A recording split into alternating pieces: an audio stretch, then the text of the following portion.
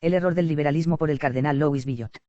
El cardenal Louis Billot, 1846 a 1931, gran teólogo tomista, honor de la Iglesia y de Francia, Mary del Val, fue uno de los más íntimos colaboradores de San Pío X en su lucha contra el modernismo. Contrarrevolucionario nato, de la estirpe del cardenal Pie, desmenuzó magníficamente la intrínseca incompatibilidad entre el cristianismo y la revolución. El liberalismo católico es un pie en la verdad y un pie en el error, un pie en la Iglesia y un pie en el siglo, un pie conmigo y un pie con mis enemigos. Pío IX.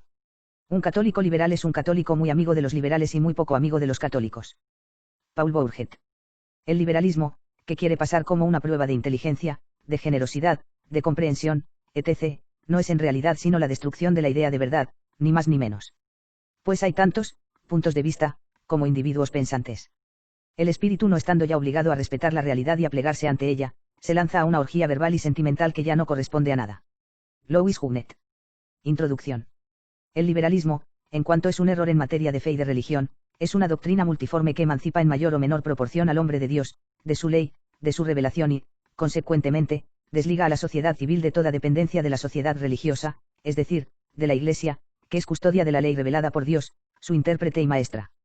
Me refiero al liberalismo, en cuanto representa un error en materia de fe y de religión. Porque si consideramos el contenido del vocablo, fácilmente se apreciará que el liberalismo, no solo en las cosas atingentes a la religión y a las relaciones con Dios, tiene vigencia o puede tenerla. Por cierto, la emancipación de Dios fue el fin principal intentado. En efecto, se reunieron contra Dios y contra su Cristo, diciendo, rompamos sus ataduras y arrojemos de nosotros su yugo. Pero para este mismo fin prefijaron un principio general, que sobrepasa los límites del ámbito religioso e invade y penetra todos los campos de la comunidad humana. Ese principio es el siguiente: la libertad es el bien fundamental, santo e inviolable del hombre, contra el cual es un sacrilegio atentar por medio de la coacción, y de tal modo esta misma irrestringible libertad debe ser puesta como piedra inconmovible sobre la cual se organice todo de hecho en la humana convivencia, y como norma inconmovible según la cual se juzgue todo de derecho, que solo sea dicha equitativa, buena y justa la condición de una sociedad que descanse en el citado principio de la inviolable libertad individual, inicua y perversa, la que sea de otro modo. Esto es lo que escogitaron los promotores de aquella memorable revolución de 1789, cuyos amargos frutos ya se recogen en casi todo el mundo. Esto es lo que constituye el principio, el medio y el fin de la Declaración de los Derechos del Hombre. Esto es lo que para aquellos ideólogos fue como la base para la reedificación de la sociedad desde sus últimos cimientos, tanto en el orden político, económico y doméstico, como principalmente en el moral y religioso. Valdrá la pena, por lo tanto, enjuiciar primeramente en general el principio del liberalismo, tanto en sí mismo como en las múltiples aplicaciones que tiene en todos los órdenes. Con lo cual, luego se abrirá más fácilmente el acceso al estudio especial de lo atingente a esta discusión, es decir, el liberalismo religioso y sus varias formas, como ya se determinó más arriba, en el título de la cuestión. Artículo primero. Del principio fundamental del liberalismo y de sus múltiples aplicaciones. Tesis primera. Que el principio fundamental del liberalismo es en sí absurdo, antinatural y quimérico. Tesis segunda. Que el principio del liberalismo, en sus aplicaciones a las cosas humanas, lleva consigo la disgregación y la disolución de todos los órganos sociales, introduciendo por todas partes la lucha por la vida, en lugar de la concordia por la vida, que es la única ley de la vida. Y que extingue todas las libertades reales, por la constitución de un Estado despótico, absoluto, irresponsable, omnívoro, sin ningún límite en su arbitrio y omnipotencia. Tesis tercera. Que el principio del liberalismo es esencialmente antirreligioso, mostrando directamente contra Dios los clientes de la independencia. Y que todas las cosas intentadas, bajo el falaz pretexto de la libertad, tanto en el orden político como económico o doméstico, tienen en realidad como fin quitar del mundo el culto de Dios, la religión de Dios, la ley de Dios, e incluso la noción de él.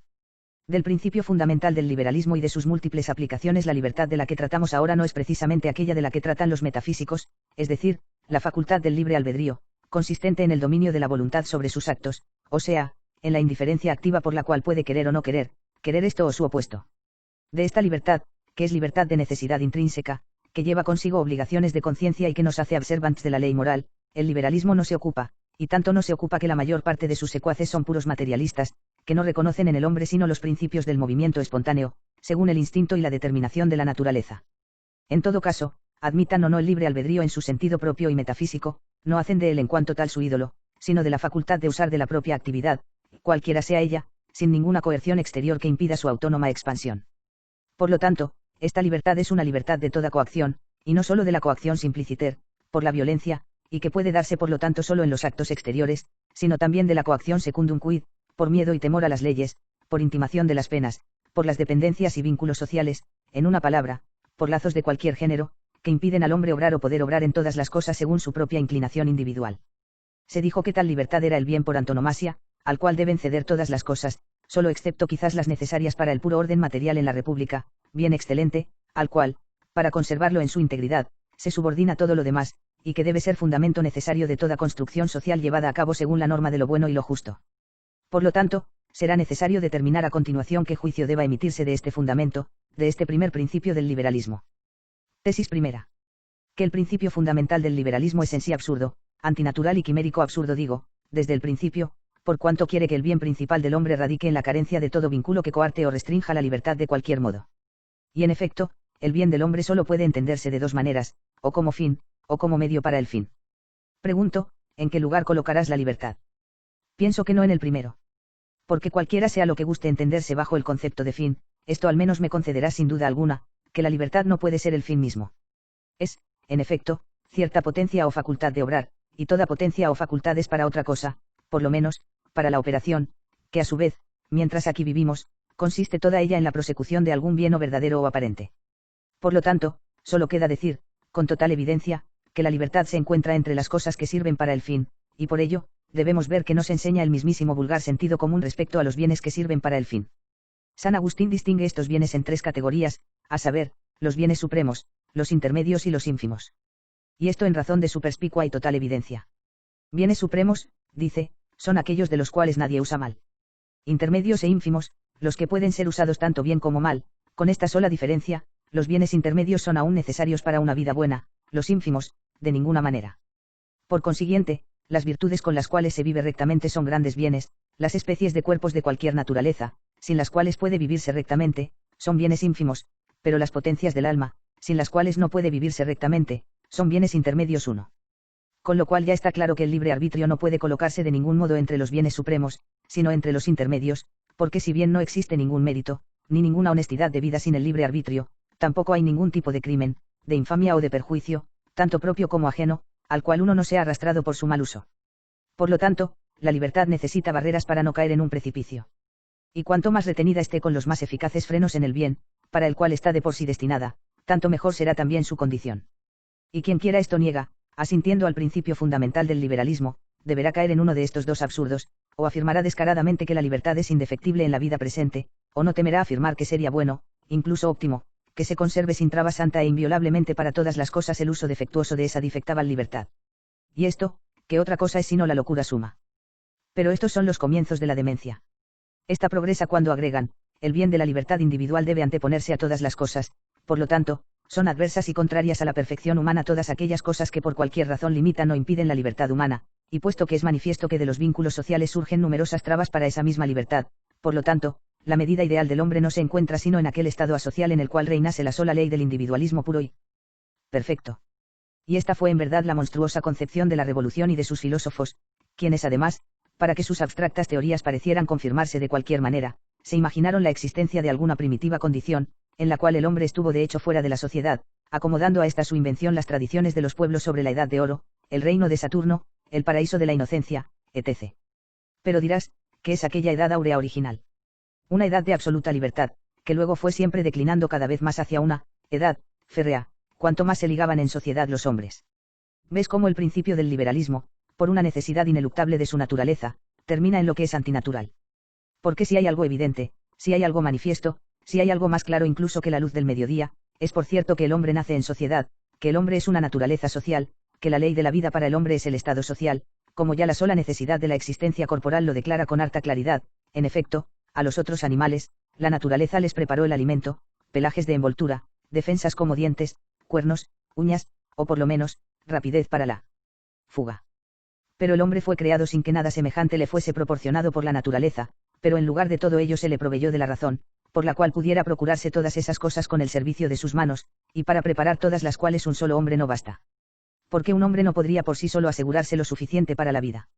Por lo tanto, es natural al hombre, el que viva en sociedad con muchos. Más aún, otros animales tienen ínsita una aptitud natural para discernir todo lo que les es útil o nocivo, como la oveja estima naturalmente al lobo por enemigo. También algunos animales, por una disposición natural, conocen algunas hierbas medicinales, y otras cosas necesarias para su vida. El hombre, por el contrario, tiene solo en general un conocimiento natural de las cosas necesarias para su vida, pudiendo en cierta medida llegar con la razón, por medio de principios universales, al conocimiento de las cosas particulares necesarias para la vida humana. Un San Agustín, de Libero Arbitrio, libro 2, cap 19. Pero no es posible que un solo hombre alcance con su razón todas esas cosas. Es pues necesario que el hombre viva en comunidad, para que uno sea ayudado por otro, y que se ocupen distributivamente con su razón en investigaciones diversas, por ejemplo, uno a la medicina, otro en esto, otro en aquello dos. Pero nada de esto hace desistir a los delirantes sofistas. ¿Por qué lo impide el inconmovible principio que no vacilarán en sacar, también ellos, del derecho natural? Pues piensan decir algo, afirmando, el hombre nace libre, luego es antinatural todo lo que coarte esta libertad nativa. Como si dijeran, el hombre nace desnudo, luego es contra la naturaleza que se cubra con vestidos. Pero sin embargo, aunque nacemos desnudos, vivimos con todo hasta ahora vestidos, y creo que nadie llevará el furor de su demencia hasta decir que la perfección de la naturaleza ha permanecido solo en aquellas tribus, que en Oceanía o en África, viven tal cual salieron del vientre de sus madres. Además, pregunto, ¿qué quiere decir esto que el hombre nace libre, sino que nace sin impedimentos para la expansión de su propia actividad? Y también con una libertad semejante la naturaleza obsequió a los animales y a las plantas, proveyéndolos sin embargo apenas nacen como dijimos un poco más arriba de tegumentos, protecciones y todo lo demás necesario. Por ello, gracias a una virtud natural evaluativa, evitan desde su inicio las cosas contrarias y aman las convenientes, sin que nadie los dirija. Pero no pasa así con los hijos de los hombres, no pasa así. Por lo cual Dios demuestra que en esto los lirios del campo y los pájaros del cielo tienen mejor condición que el hombre, remitiendo la indigencia a aquel magnífico rey Salomón, que abundó en tan excelentes bienes. Mirad, dijo, los pájaros del cielo, que no siembran ni cosechan, ni juntan en graneros. Considerad los lirios del campo, que no trabajan ni hilan. Luego agrega, os digo que ni Salomón en toda su gloria estuvo cubierto como uno de estos, como diciendo que la indigencia de alimentos, vestidos y tegumentos es mayor en el hombre que en las plantas y animales 3. Y en verdad así es. Los brutos animales estarían en mejor e incomparable condición que el hombre, si suponemos de una vez que el hombre no es, por institución misma de la naturaleza, un animal social o político, y que con el beneficio de la sociedad no deba compensarse aquello que la naturaleza negó al individuo como tal. Por otra parte, ¿tratamos en serio o queremos jugar? Porque es totalmente claro y manifiesto que la libertad con la cual nacen los hombres no es otra cosa, y fuera de eso nada, que la libertad plenísima de pasar del útero a la tumba. Oh, sofistas insensatos. ¿Quién os enloqueció de tal modo, que invocando de continuo a la naturaleza, pequéis en tal y tan enorme manera contra la naturaleza?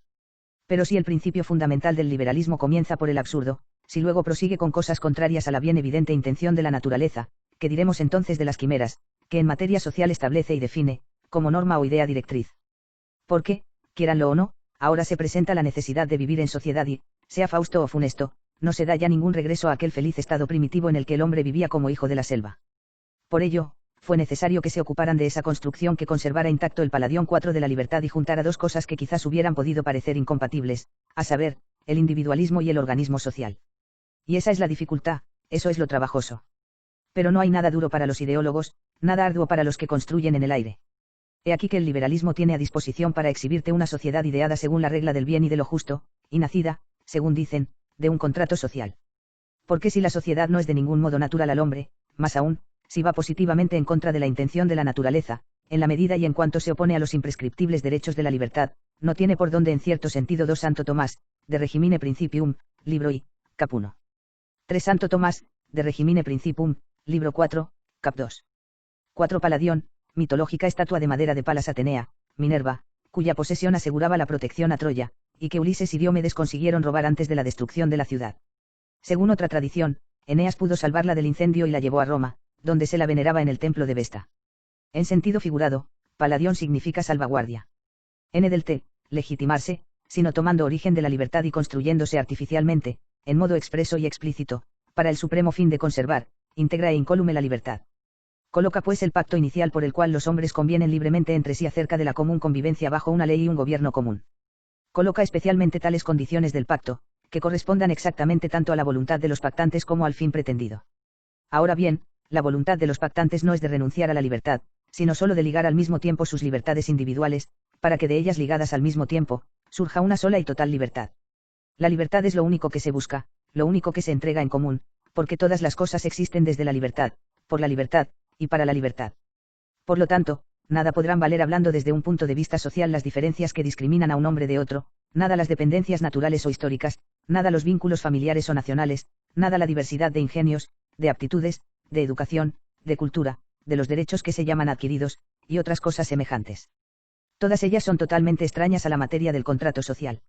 Solo se trata de la libertad, y la naturaleza dio a todos y a cada uno de los hombres igual libertad. Por consiguiente, es necesario que todos y cada uno sean iguales en todo sentido ante la sociedad. Cuenta los individuos, tantos cuantos sean, serán los votos. Si coinciden unánimemente, nada mejor, de lo contrario, se considera la mayoría numérica, mitad más L, que expresará la voluntad general, y expresando la voluntad general, expresará también la libertad general. Esta es la ley de la ciudadanía, reducida en última instancia a los rigurosos principios de la filosofía. ¿No te parece admirable? Por cierto, quizás no tan admirable, que no reconozcas con tan grandes lumbreras de la filosofía su naturaleza de plena y perfecta quimera. Lo propio de un sistema quimérico son especialmente dos cosas: que no congenie con los seres reales y que esté compuesto por elementos ideales tales que no solo no conspiren armónicamente hacia el fin propuesto, sino que sirvan más bien para su destrucción y muerte. Ahora bien, ambas cosas son fáciles de ver en el sistema del liberalismo. Y por cierto, en primer lugar, este sistema no concuerda absolutamente con los hombres de carne y hueso, realmente existentes. Omito lo referente al origen de la sociedad humana por medio de un libre pacto a contrato, nadie nunca yo escogitó, a no ser, un filósofo soñador. Omito que la absoluta necesidad de la sociedad, y su prelación a todo posible uso de la libertad, solo será oscura para quien quizás hubiese caído de las nubes, y a quien la sociedad, al nacer, no lo hubiese recibido, al crecer, no lo hubiese alimentado y, en fin, al vivir, no lo hubiese servido con todo género de beneficios de primera necesidad. ¿Qué decir, cuando los mismísimos defensores del contrato social atestiguan en este punto en favor de la verdad? Pues, ¿de qué modo habrá un libre ingreso a la sociedad si, según ellos mismos lo confiesan, ya no hay ninguna vía para acceder al estado de libertad original? Pero pasemos por alto todas estas cosas, si os gusta. Toma solo el elemento social que es asumido ahora como base del sistema. Este elemento es el hombre individuo, y por cierto despojado de todas las diferencias de lugar, de tiempo, de estirpe, de nacionalidad, de todos los vínculos religiosos, familiares, corporativos, políticos, hasta el día de hoy, consecuentemente creados o recibidos para la evolución ya sea natural o histórica. Es hombre el que no es ni moderno ni antiguo, ni occidental ni oriental, ni padre ni hijo, ni joven ni viejo, en una palabra el hombre siempre idéntico a sí mismo en todos los individuos, siempre igual, poseyendo la facultad no mayor ni menor de pensar y de obrar libremente. Pero ahora bien, este hombre es una intentio secunda, este hombre es un ente lógico, este hombre tiene su sitio en el árbol de Porfirio, pero no en el orden de las realidades. Y si no tiene lugar en el orden de las realidades, tampoco lo tendrá el sistema quimérico que elaboraron para su uso. 5. Aplicad el contrato social, si os parece bien, pero no lo apliquéis sino a los hombres para quienes fue fabricado. Son hombres abstractos que no son de ningún siglo y de ningún país, puras entidades surgidas de la varita metafísica. En efecto, se los ha formado quitando expresamente todas las diferencias que separan a un hombre de otro, a un francés de un papúa, a un inglés moderno de un bretón contemporáneo de César, y no se ha conservado sino la porción común. Se ha obtenido así un residuo prodigiosamente tenue, pero, la índole quimérica del sistema se manifiesta aún más en que, construido con el fin de conservar sana y salva a la libertad, tiende totalmente a la destrucción y muerte de la libertad. Esto aparecerá evidente a primera vista, en cuanto a las minorías, que son entregadas, sin defensa ninguna, sin ningún recurso posible, a la tiránica dictadura de la mayoría numérica. Y, sin embargo, esa sociedad ideal debía ser tal que unificase las libertades individuales de tal modo que cada uno, obedeciendo a la ley, obedeciese a su propia voluntad representada en la ley y por la ley. Más aún, no solo en cuanto a las minorías, sino en cuanto a las mayorías mismas aparecerá esto igualmente desde el primer vistazo. Porque las mayorías, prevaleciendo por la cantidad aritmética, no se distinguen generalmente, ni por la razón, ni por la sabiduría, ni por el juicio autónomo, ni en fin, por todas aquellas cosas que hacen verdaderamente a los hombres por derecho propio. Y quien no sea totalmente ajeno a las cosas humanas intuirá fácilmente que tales multitudes, si acaso se admiten para hacer la ley, suelen ser presa de los agitadores, de los violentos, de los prepotentes, y, para decirlo con una sola palabra, de las oligarquías, que, nacidas del individualismo, las someten, utilizándolas como instrumentos de dominación para los fines de su propio interés y de su propia ambición. De donde, desde el principio al fin, aquella tan ensalzada libertad, se convierte por la fuerza del sistema, en el privilegio de unos pocos prepotentes, mientras a todos los demás les aguarda o la opresión desembozada o la servidumbre encubierta bajo la apariencia mendaz de la emancipación. Esta conclusión, afirmo, es la que resulta del examen sumario del sistema. Pero, dada la gravedad del tema, a fin de que se haga más manifiesto y evidente, y al mismo tiempo aparezca cada vez más cuán pernicioso, cuán nocivo, cuán mortífero es el principio fundamental del liberalismo, también en orden al fin natural de la vida civil, es necesario ir a sus aplicaciones particulares. De lo cual nos ocuparemos en la proposición siguiente. Tesis segunda. Que el principio del liberalismo, en sus aplicaciones a las cosas humanas, lleva consigo la disgregación y la disolución de todos los órganos sociales, introduciendo por todas partes la lucha por la vida, en lugar de la concordia por la vida, que es la única ley de la vida. Y que extingue todas las libertades reales, por la constitución de un Estado despótico, absoluto, irresponsable, omnívoro, sin ningún límite en su arbitrio y omnipotencia. Ante todo se debe señalar que no hay ciertamente posibilidad de una aplicación integral y perfecta del principio quimérico y antinatural. Porque aunque se violente a la naturaleza, siempre retornará por sus. Un extracto infinitamente acortado de la naturaleza humana, es decir, conforme a la definición de la época, un ser que tiene el deseo de la felicidad y la facultad de razonar, ni nada más ni nada menos. Sobre ese molde se han cortado varios millones de seres absolutamente semejantes entre sí, luego, por una simplificación tan enorme como la primera, se los ha supuesto a todos independientes, a todos iguales, sin pasado, sin padres, sin compromisos, sin tradiciones, sin hábitos, como otras tantas unidades aritméticas, todas separables, todas equivalentes, y se ha imaginado que reunidos por vez primera, ellos se trataban entre sí por primera vez. De la naturaleza que se les ha supuesto, y de la situación que se les ha hecho no hubo dificultad en deducir sus intereses, sus voluntades y su contrato. Pero de que el contrato les convenga, no se sigue que convenga a otros. Por el contrario, se sigue que no conviene a otros, y la disconveniencia será extrema si se lo impone a un pueblo viviente, pues tendrá por medida la inmensidad de la distancia que separa una abstracción hueca, un fantasma filosófico, un simulacro vacío y sin substancia, del hombre real y completo. Taine, La Revolución, T1, Libro 2, Cap 2. La Constitución de 1795, al igual que sus antecesoras, está hecha para el hombre. Ahora bien, no hay hombre en el mundo. En mi vida he visto a franceses, italianos, rusos, etc., pero en cuanto al hombre, declaro no haberlo encontrado de por vida. Si existe, es sin mi conocimiento. Pero una constitución que está hecha para todas las naciones, no está hecha para ninguna, es una pura abstracción, una obra escolástica hecha para ejercitar el espíritu según una hipótesis ideal, y que hay que enviársela al hombre, a los espacios imaginarios donde él habita. De Meiste, Considerations sur la France, Cap 8 fueros. Ni estará nunca en la potestad de los filósofos soñadores, el componer una sociedad real exactamente a la medida de sus ideas, al modo como el alfarero tiene poder sobre la arcilla, para modelar a su gusto de una masa informe cualquier vasija. En efecto, así como el mal, si fuese íntegro y perfecto, ni siquiera podría sostenerse a sí mismo, sino que se autodestruiría, así también todo sistema contrario a la naturaleza es irrealizable en su integridad, de tal modo que no puede ser aplicado, sin encontrar multifarias causas que se oponen, y reaccionan, y anulan en parte la perniciosa fuerza de los principios. Por lo tanto, no debe medirse la nocividad del liberalismo por los solos efectos que vemos realmente producidos hasta ahora. Sino que debe considerarse lo que la aplicación del sistema trae de por sí, también que mal produjo de hecho en proporción a su influencia, es decir, según la mayor o menor extensión consentida por la menor o mayor resistencia, o de la fe religiosa, o de la honestidad natural, o incluso del simple instinto de conservación, conforme a las diversas circunstancias de lugares y personas. Consecuentemente, habiendo ya adelantado como convenía la precedente observación, considera ahora en primer lugar cómo la aplicación del principio fundamental del liberalismo significa de por sí la destrucción de toda sociedad menor, sea natural, sea connatural, que existiendo dentro del ámbito del Estado, sea distinta del Estado, o al menos no reciba sus normas de éste. Esto, por cierto, a priori se desprende manifestísimamente de lo ya dicho, y a posteriori se hace aún más manifiesto, si diriges la mirada a las legislaciones surgidas del liberalismo, es decir, de los principios de la revolución. En primer lugar, afirmo, se sigue manifiestamente de lo ya expuesto. Porque el liberalismo por entero pretende la emancipación del individuo, para el cual quiere íntegro e incólume aquel bien sumo y principal del hombre, que es la libertad. Establece además que repugna a la emancipación del individuo la sociedad organizada, la sociedad formada con vínculos y leyes estables, la sociedad en fin que merezca verdaderamente el nombre de sociedad, exceptuándose única y solamente aquella que estuviese constituida de acuerdo a los principios del contrato social. Inversamente, esa sociedad del contrato social no es sino aquella que reúne a los individuos como otras tantas unidades aritméticas totalmente iguales entre sí, y mutuamente interindependientes en todo sentido, bajo un gobierno emanado de la suma de las voluntades individuales, al que llaman con el nombre de Estado. Es consecuencia lógica, por lo tanto, que el liberalismo en los hechos deba, o negarse a sí mismo, o avanzar hacia la disolución de toda sociedad distinta del Estado, no deteniéndose nunca en su nefanda obra de destrucción o pulverización, hasta reinar sobre mónadas perfectamente desconexas, y meramente aglomeradas, al modo como se aglomeran los granos de trigo en una parva. A esto, por cierto, conducen con ineluctable lógica los principios del sistema. Pero de qué modo han sido trasladados del orden de las ideas al orden de los hechos, y lo siguen siendo de día en día, vale la pena explicarlo en pocas palabras.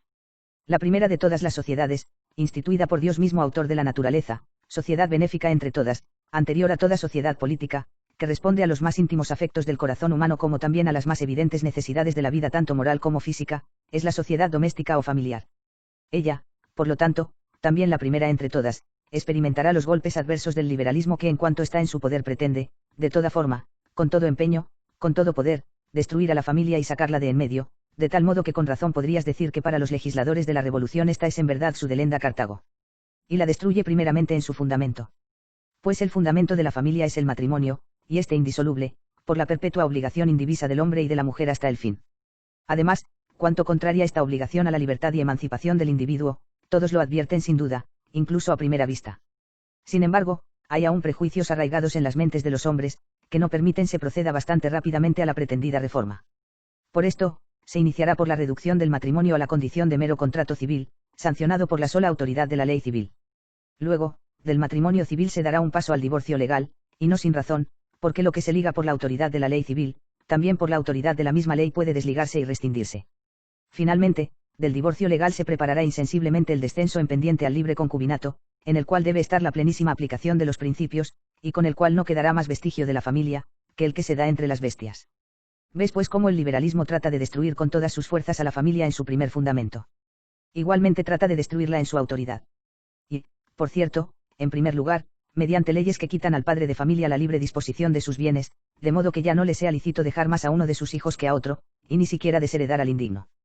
Pero luego, y sobre todo, mediante las leyes de instrucción pública y obligatoria, por las cuales se arrebata igualmente a los padres la educación de los hijos, y todo el gobierno de las escuelas públicas se atribuye a la autoridad civil, de tal modo que no se le reconoce a ninguna otra autoridad el derecho a intervenir en la disciplina o dirección de los estudios, en la elección o aprobación de los maestros. Y pregunto, ¿qué residuo permanecerá de la patria potestad cuando semejante legislación, llegando al último término de su evolución, haya llevado a su plena realización lo que hasta ahora no son sino deseos?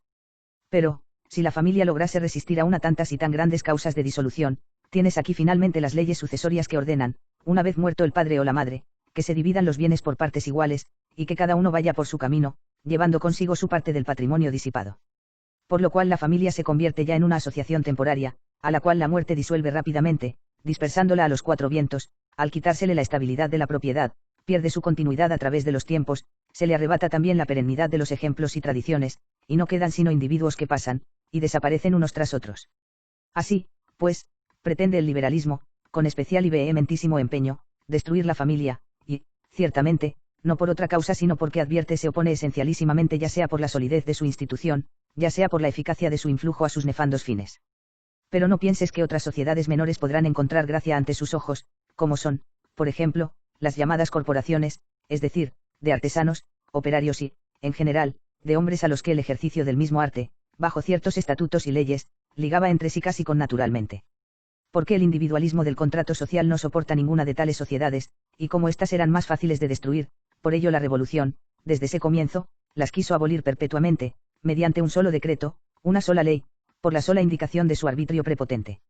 Y el pretexto, siempre el mismo, la libertad del individuo debe ser conservada íntegra e incólume, debe dejarse el campo libre a la emulación de las libertades individuales, está contra el principio de la libertad todo lo que impida o disminuya la libre conmutación del trabajo solicitado y del salario ofrecido, etc., etc.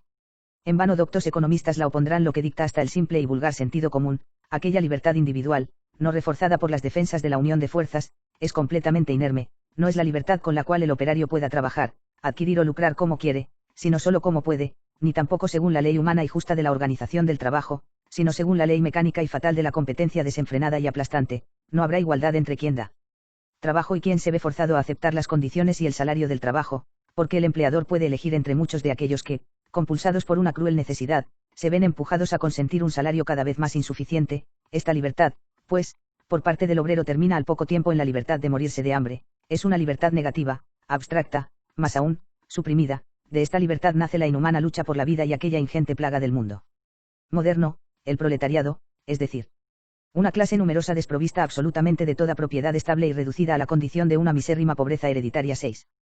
El proletariado, es decir, la condición de la familia carente de todo bien, apareció, bajo el derecho revolucionario, como una cosa en vano, afirmó, tú o algún otro de juicio bueno y recto opondrás estos y otros argumentos. En efecto, ¿para qué apelas a la equidad? ¿Para qué a los derechos de una justa y benéfica libertad? Esto está fuera de la cuestión. No se busca la libertad con la añadidura de justa o no justa, benéfica o no benéfica. Se busca la libertad por sí misma, la libertad en cuanto es ella misma, la libertad en idea. Y esta libertad ideal no concede derecho de ciudadanía sino a las personas individuales, a las que quiere desprovistas de toda intercohesión, para que no se coloquen mutuas cadenas. Es manifiesto, por lo tanto, que la obra del liberalismo consiste en disolver en uno solo todos los órganos sociales. Porque así como los órganos del cuerpo físico no son las moléculas y los átomos, sino las articulaciones y los miembros, así también los órganos del cuerpo social no son los individuos, sino la familia, la corporación y el municipio. Y si suponemos una vez a estos desarticulados en su propio organismo, ipso facto deben perecer completamente todas las libertades reales. Y la razón es evidente, porque sobre las mónadas disgregadas y disociadas, introducidas por el individualismo, ya nada puede quedar sino aquel ingente coloso del Estado omnívoro, el cual, habiendo destruido toda organización y autonomía inferiores, absorbe en sí toda fuerza, toda potestad, todo derecho, toda autoridad, y se convierte en el único administrador, procurador, institute, preceptor, educador y tutor, mientras espera convertirse también en el único propietario y poseedor. ¿Y qué otra cosa significa esto?, pregunta, sino una monstruosa servidumbre. Dice el apóstol que el heredero, mientras es niño, en nada difiere del siervo, porque permanece bajo tutores y guías hasta el tiempo prefijado por su padre. Pero algo peor le aconteció a aquel pupilo del contrato social. En efecto, ese pupilo no es un párvulo impúber, sino un pueblo de edad madura. Ese pupilo no está puesto temporalmente en una condición en nada diversa de la de siervo, sino indefinidamente y a perpetuidad. Ese pupilo no es entregado por el padre a un tutor, sino a un amo, cuyo arbitrio y prepotencia, por la fuerza del sistema, carecen de límites. En último análisis, por cierto, el liberalismo de la revolución se traduce en aquella proposición número 39 del Syllabus: el Estado, por ser fuente y origen de todos los derechos, goza de un derecho totalmente ilimitado. En verdad, ¿qué clase de enigma es finalmente este, que un sistema social construido sobre la libertad, para la libertad y por la libertad, conduzca tan evidentemente al despotismo y a la subtracción de toda libertad real? 7. No es de admirar en este nuevo sistema, que una doctrina política fundada, como quieren, normal, en lugar de una monstruosidad social. La Tour du Pin, en vers un ordre social chrétien. La existencia de una clase numerosa privada de toda propiedad, y viviendo en alguna medida en un estado de miseria hereditaria, es un hecho nuevo y accidental. Le Play, en Reforme Sociali, T7 en el orden político, el liberalismo expresado en la primera frase del contrato social y en el primer artículo de la Declaración de los Derechos del Hombre, dice que el hombre nace libre. El liberalismo quiere desprender al individuo humano de sus antecedentes naturales o históricos. Él lo liberará de los lazos de familia, de los lazos corporativos y de todos los lazos sociales o tradicionales. Solamente, como es preciso vivir en sociedad y exigiendo la sociedad un gobierno, el liberalismo establecerá el gobierno de la sociedad acordando un sufragio a cada libertad y haciendo la cuenta de estos sufragios soberanos. La mayoría, que expresará lo que Rousseau llama la voluntad general, expresará también en cierto modo una libertad general. La voluntad de la mayoría llega a ser entonces un decreto ley contra el cual nadie ni nada podría tener recurso, por más útil o razonable, precioso o sagrado que pudiere ser esta cosa a esta persona. La libertad principio establece una regla que ignora metódicamente las fuerzas y las libertades particulares, ella se jacta de crear sola la ley de cada uno, pero en la práctica la historia muestra cómo este individualismo debilita a los individuos. Es su primer efecto. El segundo es tiranizar, sin salir del derecho, a todos los individuos que no pertenecen al partido de la mayoría y así destruir los últimos refugios de las libertades reales. En el orden económico, la libertad principio quiere que la competencia de las libertades individuales, de donde debe salir inevitablemente el bien, sea una obra sagrada. No hay sino dejar hacer, dejar pasar. El estatuto del trabajo debe ser individual. Tanto por respeto a su propia libertad como por veneración a la mecánica del mundo, el obrero debe acatar los mandatos del decreto Le Chapelier y prohibir severamente toda asociación, corporación, federación, todo sindicato de orden profesional, de naturaleza capaz de perturbar el libre juego de la oferta y la demanda, y el libre intercambio del salario y del trabajo. Tanto peor si el empresario es un millonario, dueño absoluto de la elección entre 10.000 obreros. Libertad. Libertad. La libertad económica llega, pues, por una deducción rápida, a la célebre libertad de morirse de hambre. Osaré llamarla una libertad negativa, abstracta, en la pura filosofía, acepte por suma autoridad la dictadura del número, lo más antifilosófico que puede pensarse. 8. ¿Y crees que si en esto solo estuviese en juego la libertad civil o la filosofía platónica, hubiese tenido éxito esta doctrina o sistema en tan alto grado? Pero, por cierto, otra cosa estaba en juego, otra cosa sigue en juego hasta hoy. Que sea eso, debe explicarse de inmediato. Tesis tercera. Que el principio del liberalismo es esencialmente antirreligioso, mostrando directamente contra Dios los dientes de la independencia. Y que todas las cosas intentadas, bajo el falaz pretexto de la libertad, tanto en el orden político como económico o doméstico, tienen en realidad como fin quitar del mundo el culto de Dios, la religión de Dios, la ley de Dios, e incluso la noción de él. La esencial irreligiosidad o impiedad del principio del liberalismo será vista con evidencia por quien reconozca que ese mismo es el principio peculiar de aquella gran revolución, de la cual se ha dicho con verdad que tiene un carácter satánico. Tan expreso, tan visible, que por él se distingue de todo lo que alguna vez se viera en todos los tiempos pretéritos. 9. Por cierto, la impiedad nunca faltó en el mundo, y siempre fue un crimen la impiedad, pero no siempre tuvo la misma índole, la misma intensidad, sobre todo la misma organización. Entre los antiguos, en general, La impiedad actúa bastante pacíficamente, discursea, en efecto, disputa, ironiza, se burla, pero carece de acrimonia. El mismo Lucrecio apenas utiliza insultos y maldiciones, incluso cuando presenta a la religión como prolífica progenie de males. Por cierto, aquella no era una religión tal que mereciese excitar la ira y el furor de la incredulidad contemporánea. Pero cuando el Evangelio comenzó a ser predicado, comenzó también a tomar vigor el combate contra la religión. Y sin embargo, aún entonces hubo modo y medida, pues los perseguidores paganos, tanto más cuanto militaban bajo la bandera de una irreligiosidad formal, perseguían a los cristianos más bien como ateos y destructores de la religión de los antepasados. Luego, en los siglos siguientes, si aparecen algunos pioneros de la impiedad, son a lo sumo raros, y aislados, no coadunados por un pacto, sobre todo, no enfurecidos como los vemos. Por ello, quien puede ser considerado como el padre de la incredulidad moderna, Pedro Bayle, incluso en las partes peores o de sus obras, está aún muy distante de sus sucesores, tan poco inflamado aparece del deseo de persuadir y de hacer prosélitos, duda más que niega, habla al mismo tiempo en pro y en contra, se abstiene de acrimonia en el tono, como ajeno al afán de parcialidad. Pero finalmente en el siglo XVIII, la impiedad se encumbra en una verdadera y formidable poten. Más aún, una libertad soberana. Toda libertad real, toda libertad práctica, todo poder libre y cierto de conservar su vida, de sostener su fuerza, es rehusado al obrero en cuanto se le rehúsa la libertad de asociación. Fue necesaria la declinación de las ideas liberales para obtener, en el orden económico, la libertad de asociación. Para extender esta libertad, para alimentarla, se deberá aplastar todo lo que subsiste de liberalismo en los espíritus. Es preciso excluir todo liberalismo o renunciar a toda libertad efectiva. Maurras, en Liberté et Liberalisme. 8. Es preciso excluir el principio del gobierno del número porque él es absurdo en su fuente, incompetente en su ejercicio, pernicioso en sus efectos. Respetamos demasiado al pueblo, para ir y decirle, basta contar los votos de los incompetentes para resolver las cuestiones de interés general que exigen largos años de estudios, de práctica o de meditación. Basta recoger y adicionar los sufragios de los primervenidos para triunfar en los negocios más delicados. El gobierno del número tiende a la desorganización. Destruye por necesidad todo lo que lo modera, todo lo que diferencia, religión de familia, tradiciones, clase, organización de todo género. Maurras, en Liberalisme et Liberté. 9. La Revolución Francesa no se parece a nada de lo que se ha visto en tiempos pasados. Ella es satánica en su esencia. José de Meiste, Du Pape, discurso preliminar. Hay en la Revolución Francesa un carácter satánico que la distingue de todo lo que se ha visto y quizás de todo lo que se verá. José de Meiste, Considération sur la France, cap 5. Cia. Entonces se revela por primera vez el carácter propio para nuestra época de la impiedad, el furor de la impiedad, y si puede decirse, la pura quinta esencia de la impiedad. Ya no la fría indiferencia del escepticismo, no la imperturbable ironía del incrédulo ante errores anodinos, sino el odio implacable, la ira encendida, la rabia ardiente. Persiguen a la religión como a su capital enemigo, y los que vienen con el nombre de filósofos ascienden del odio al cristianismo al odio personal contra su divino autor.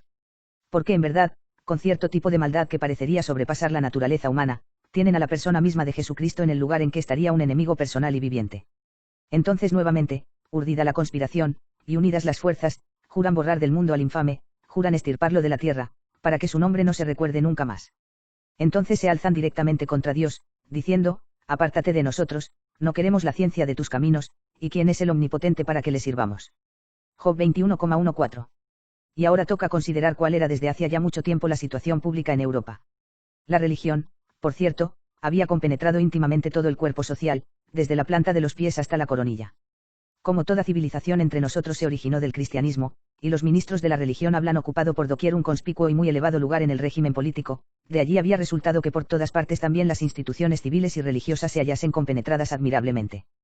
Porque en efecto, de todos los estados europeos se hubiera podido decir aproximadamente con verdad lo que dijo del reino de Francia un historiador inglés: este reino fue construido por obispos, como por abejas se construye la colmena. Ya se columbra consecuentemente la razón por qué la rabia antirreligiosa de los impíos promotores de la revolución trajo consigo como cierta consecuencia necesaria el odio a las instituciones sociales, porque eran de tal naturaleza que no podían separarse en absoluto de su principio religioso. El antiguo edificio, para cuya construcción habían trabajado conjuntamente la naturaleza y la religión unidas en amigo pacto, les desagradó sobremanera. Por lo cual decretaron que debía ser arrasado a tierra y destruido hasta sus fundamentos, para que diese lugar a un nuevo orden social y político, que fuese idóneo para el fin primero y principal de destruir toda religión. 10. Solo en la primera mitad del siglo XVIII fue cuando la impiedad se convirtió realmente en una potencia. Se la ve primeramente extenderse por todas partes con una actividad inconcebible. Del palacio a la cabaña, se desliza por doquier, inficionando todo, tiene caminos invisibles, una acción oculta pero infalible, tal que el observador más atento, testigo del efecto, no sabe siempre descubrir los medios. Gracias a un prestigio inconcebible, se hace amar por aquellos mismos de quienes es la más mortal enemiga, y la autoridad, a quien está a punto de inmolar, la abraza estúpidamente antes de recibir el golpe. Pronto un simple sistema se convierte en una asociación formal que por una rápida gradación se cambia en complot, y finalmente en una gran conjuración que cubre Europa. Entonces se muestra por primera vez este carácter de la impiedad que no pertenece sino al siglo XVIII. Ya no es el tono frío de la indiferencia ni a lo sumo la ironía maligna del escepticismo, es un odio mortal, es el tono de la cólera y a menudo de la rabia. Los escritores de esta época, al menos los más notables, ya no tratan al cristianismo como un error humano sin consecuencia, lo persiguen como a enemigo mortal, lo combaten a muerte, es una guerra a muerte, y lo que parecería increíble si no tuviésemos las tristes pruebas ante los ojos, es que varios de estos hombres que se llamaban filósofos, se remontaron del odio al cristianismo hasta el odio personal contra su divino autor. Lo odiaron realmente como puede odiarse a un enemigo viviente. Sin embargo, habiendo sido Europa entera civilizada por el cristianismo, y los ministros de esta religión habiendo obtenido en todos los países una gran existencia política, las instituciones civiles y religiosas se habían mezclado y como amalgamado de una manera sorprendente, de modo que podía decirse de todos los estados de Europa, con mayor o menor verdad, lo que Gibbon dijo de Francia, que este reino había sido hecho por obispos. Era pues inevitable que la filosofía del siglo no tardase en odiar las instituciones sociales, de las cuales no le era posible separar el principio religioso. Fue lo que sucedió, todos los gobiernos, todas las instituciones de Europa le desagradaron, porque eran cristianos, y en la medida en que eran cristianos, un malestar en la opinión, un descontento universal se apoderó de todas las cabezas. En Francia sobre todo, la rabia filosófica ya no conoció límites, y pronto, formándose una sola voz formidable con tantas voces reunidas, se la escuchó gritar: «Adiós, en medio de la culpable Europa, déjanos». Será necesario, pues, temblar eternamente ante los sacerdotes y recibir de ellos la instrucción que tendrán a bien darnos. La verdad en toda Europa está escondida por la humareda del incensario, es tiempo que salga de esa nube fatal. No hablaremos más de ti a nuestros hijos, a ellos, cuando sean hombres, les tocará saber si existes, y lo que eres, y lo que pides de nosotros. Todo lo que existe nos disgusta porque tu nombre está escrito sobre todo lo que existe. Queremos destruir todo, y rehacer todo sin ti. Sal de nuestros consejos, sal de nuestras academias, sal de nuestras casas, la razón nos basta. Déjanos. José de Meiste, S.I. sur le Principe Generateur des Constitution Politiques, en.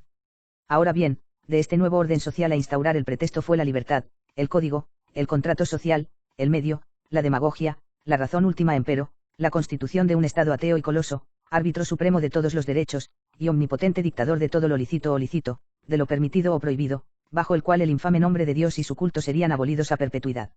A esto apunta todo, a esto se ordenan las demás cosas como medios, a esto, la destrucción de la familia, a esto, la destrucción de las corporaciones, a esto, la destrucción de las libertades tanto municipales como provinciales, para que, a saber, solo quede al final la potestad restante del Estado impío, sin cuyo imperio no pueda nadie mover ni manos ni pies en todo el ámbito del universo.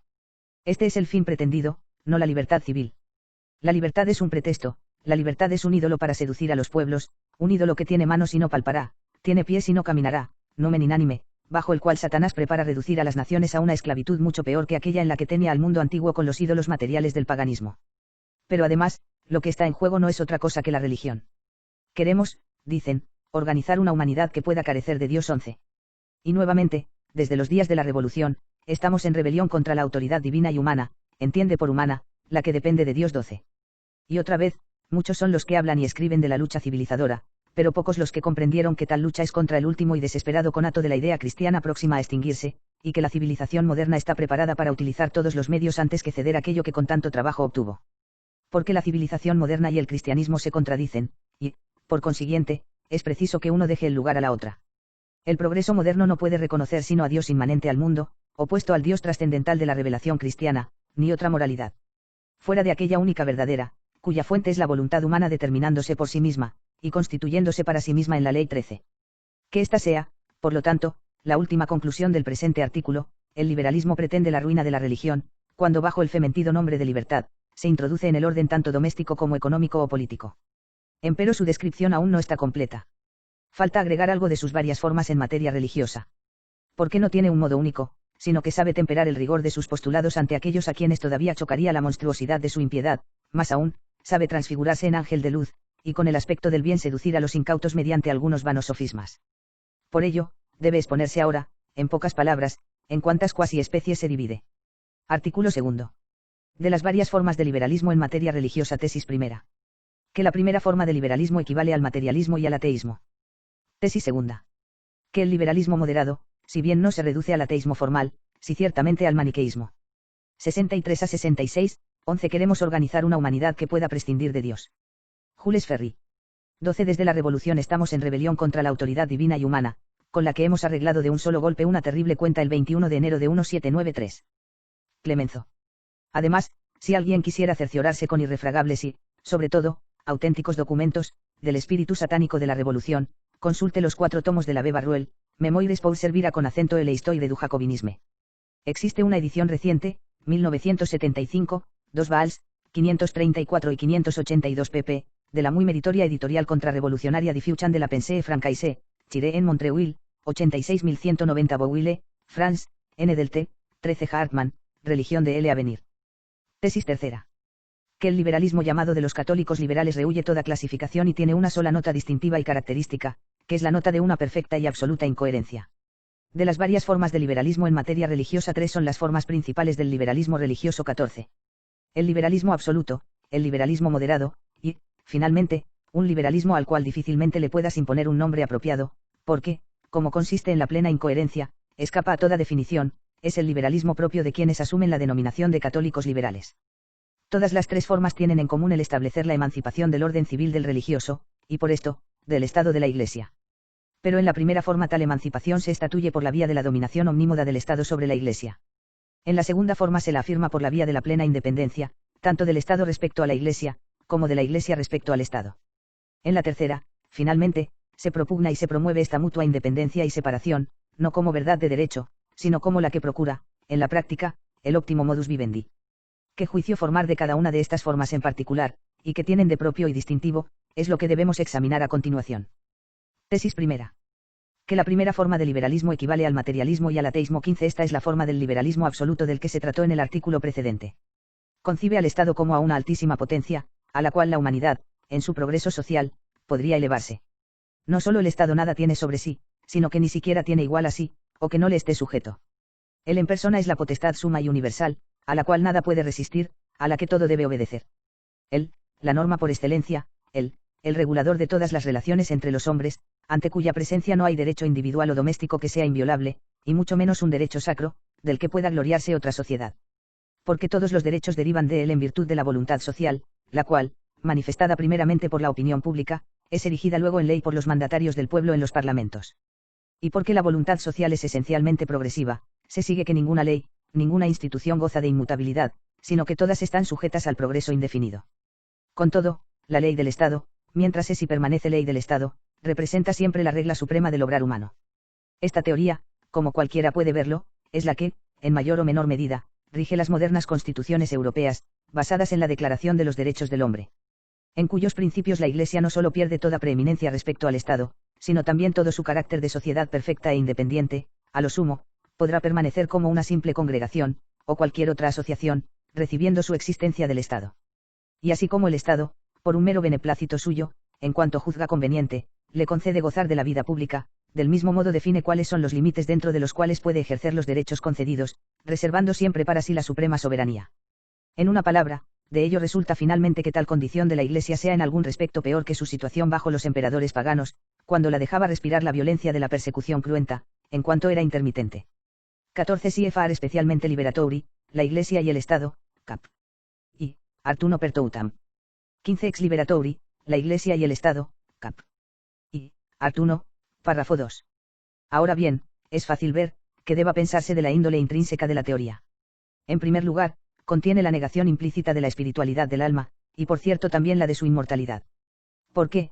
¿Con qué razón concebiría al Estado como a la potestad suprema, sino restringiendo el destino del hombre al solo curso de la vida orgánica y material? Pues todo el que una vez admitió que el fin del hombre no se acaba en esta tierra y que después de la vida presente le aguarda otra vida inmortal, de inmediato se ve obligado a admitir, quiéralo o no, que la sociedad suprema no puede ser sino la religiosa, a saber, aquella que conduce y promueve al hombre a su bien sumo e imperecedero. Y nadie en verdad puede juzgar que el fin de la prosperidad temporal que incumbe al Estado sea aquel bien al cual todo debe ceder y subordinársele, sin pensar al mismo tiempo al hombre como salido de la pura materia y destinado también a disolverse totalmente en materia. Por consiguiente, el liberalismo absoluto es igual a un materialismo. Pero el error radical del cual todos los otros proceden es propiamente la negación de Dios.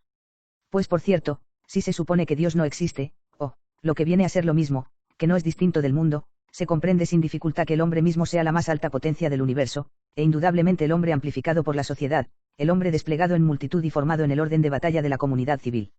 En este hombre, por cierto, se halla ya el último límite de perfección que alcanza la materia increada.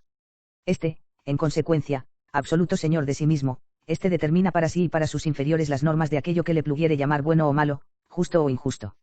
Empero, no se concibe ningún absurdo mayor, una vez reconocido un Dios personal, creador del cielo y la tierra, inefablemente excelso sobre todas las cosas que existen y pueden pensarse fuera de él.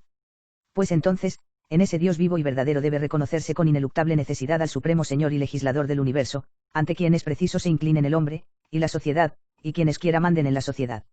Entonces, no el Estado, no la opinión pública, no las opiniones del progreso, sino los inmutables principios de la moralidad, impresos por virtud divina en nuestras mentes, deben ser adoptados como la regla suprema del obrar humano en el orden tanto privado como público. Solo entonces las más sublimes potestades no aparecerán ornadas sino con un derecho de mandar subordinado, para que gobiernen a los pueblos según la voluntad de aquel Señor, a quien todos, y primero ellas, están sujetos. 2. Oíd pues, oh reyes, y comprended, aprended, oh jueces de los confines de la tierra. 3. Prestad oídos, vosotros que contenéis a las multitudes, y os gloriáis con la abundancia de las naciones. 4. Porque la potestad os fue dada por el Señor, y la fuerza por el Altísimo, quien examinará vuestras obras y escudriñará los pensamientos. 5. Porque siendo vosotros ministros de su reino, no juzgasteis con rectitud, ni observasteis la ley de justicia, ni procedisteis conforme a la voluntad de Dios. 6. Él se os aparecerá espantosa y repentinamente, pues los que gobiernan serán juzgados con extremo rigor. 7. Pues al pequeño se le concede misericordia, pero los poderosos serán atormentados con gran poder. 8. Pues Dios no exceptuará a ninguna persona, ni respetará la grandeza de nadie, pues al muy pequeño y al grande él mismo los hizo, y se preocupa de todos por igual. 9. Si bien a los más grandes amenaza más rigurosa inquisición. 10. Por lo tanto, para vosotros, oh reyes, son estas mis palabras, para que aprendáis la sabiduría, y no resbaléis. Sab 6,2-10. Esta es la idea del poder político que nos transmiten las divinas escrituras, distinta, por cierto, de la idea de una potestad que sea fuente y origen de todo derecho. He aquí cómo en el político gobernante no muestran sino a un servidor, porque es un ministro de Dios para el bien, dice el apóstol, Rom 13,4. Ministro, digo, que aplica la ley que recibe, y de la cual si en algo se aparta, ya no merece la obediencia de los súbditos, sino el durísimo castigo de su Dios. Cosas todas estas que son evidentísimas, aun con el solo rigor estricto de la lógica, para todo aquel que reconoció a Dios, y no admiten ni siquiera la sombra de una duda. Por lo cual, aquella monstruosa concepción del Estado, norma suprema de la moralidad pública, con dominio sobre la misma sociedad religiosa, para que, de acuerdo a la necesidad o utilidad del fin político, le conceda, quite, limite, modere sus derechos del foro externo 16, tal concepción, digo, está ligada intrínsecamente con la absoluta negación de Dios, a saber, del Dios vivo y verdadero, que sea algo más que una idea vacua, inventada para retener al populacho en el deber. Y nada vale si afirmas que aquella concepción aún deja independiente a la religión individual y privada. ¿Por qué esto no dice nada? En primer lugar, porque como los individuos no se bastan más para la vida religiosa que para la temporal, incluso mucho menos, la misma sociedad religiosa es para ellos un medio necesario para ser formados en el culto divino. Y por lo tanto, reclamar para sí el dominio sobre la religión social es, consecuentemente, hacer dependiente también la religión del foro privado e interno. En segundo lugar, porque la religión no cambia de naturaleza, al pasar del orden público al privado. Por lo tanto, si en el orden público es catalogada entre las cosas meramente humanas que tienen un fin político y bajo el imperio del Estado, también en el orden privado, en cuanto depende de la fuerza del sistema, es puesta en la esfera de los asuntos humanos, mira, como una opinión vana acerca de Dios, quien siendo en la realidad misma una cierta quimera, sin embargo, aún existe para los hombres supersticiosos y débiles mentales. Por lo tanto, en todas sus formas, de la primera a la última, el liberalismo absoluto, es decir, el que afirma la dominación del Estado sobre la Iglesia, equivale al ateísmo puro y putrefacto. Y no habiendo ninguna evasión posible de esto, no nos detendremos más, sino que debernos pasar a cierta forma más mitigada de liberalismo, de la cual trata la tesis siguiente. Tesis segunda. Que el liberalismo moderado, si bien no se reduce al ateísmo formal, si ciertamente al maniqueísmo 17 el liberalismo del cual hemos hablado hasta ahora disuena tanto de lo que su nombre preanuncia, que casi creería su nombre impuesto por antífrasis, es decir, al modo como por antífrasis también se llamó Euménides a las furias de la vieja fábula. Porque en verdad, aquella libertad de la que toma su denominación, si es la libertad de la impiedad, mucho más aún la libertad de una exquisita tiranía y de un despotismo peor que toda barbarie. Por lo cual, su enormidad desagradó a muchos, que se preocuparon consecuentemente en construir un liberalismo, permítasenos el término más liberal. Y este es el liberalismo que suele llamarse moderado, el cual, al menos según sus palabras, ya no propugna la furiosa dominación del Estado sobre la Iglesia, sino solo su plena independencia de ella y la perfecta separación mutua de ambos, conforme a la célebre fórmula, la Iglesia libre en el Estado libre. Confiesa no negar el orden religioso, incluso sobrenatural, con la absoluta autonomía que le es debida, sino solo querer que se prescinda de él totalmente cuando se trata del ordenamiento político de la sociedad. Puesto que son dos cosas entre sí distintas, la religión y la política. Distinto el campo, distinto el fin, unos los medios de la política, otros los de la religión. ¿Y cómo podríamos confundir nosotros aquello que la misma naturaleza de las cosas ha separado? Además, no hay que apartarse del principio general de la justicia, según el cual estamos obligados a dar a cada uno lo suyo, tanto al César lo que es del César, como a Dios lo que es de Dios, o sea, para que de 16 CFR en nuestro tomo primero del Tratado de Eclesia, las citas de la tesis 20, párrafo primero, Roma, 1927, quinta edición, pp 450 a 456. 17 CFR. Liberatori, en la Iglesia y el Estado, cap. Y, art. 1, párrafo 2. Su derecho goce la sociedad eclesiástica, y goce la civil, y habiendo lugar para ambas bajo el sol, que cada una siga su camino, no ocupándose de las cosas de la otra. 18. Estas razones, por cierto, son más engañosas, e incluso a muchos les parecerán tan conformes a la regla de la equidad como las que más. A no ser que si alguien las considera con un poco más de atención, verá fácilmente lo insubsistente de esta posición, por el dualismo irreductible que introduce. Esto, en efecto, hace ya mucho tiempo lo observó Bonifacio VIII en la bula Unam Sanctam, donde dice que quien afirma la independencia absoluta, tanto de la Iglesia respecto al Estado como del Estado respecto a la Iglesia, resiste al ordenamiento divino, a no ser que suponga como un maniqueo que hay dos principios, lo que juzgamos falso y herético.